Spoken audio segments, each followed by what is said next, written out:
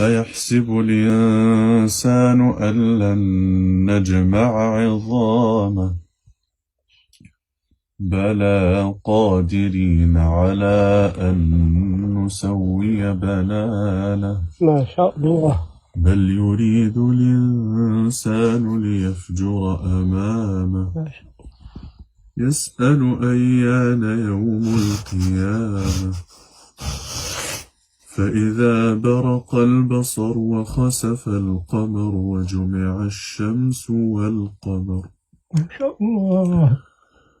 يقول الإنسان يومئذ أين المفر كلا لا وزر ما شاء الله. إلى ربك يومئذ المستقر سبحان الله. ينبأ الإنسان يومئذ بما قدم وأخر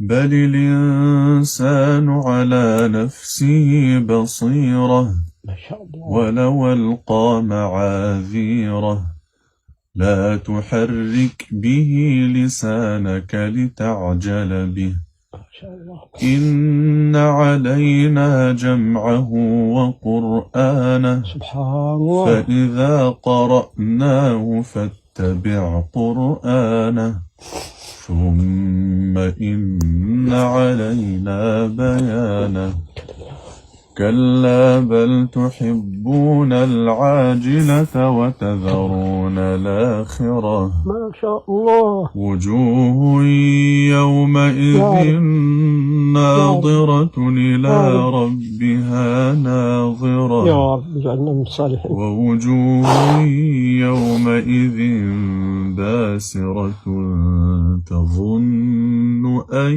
يفعل بها فاقرة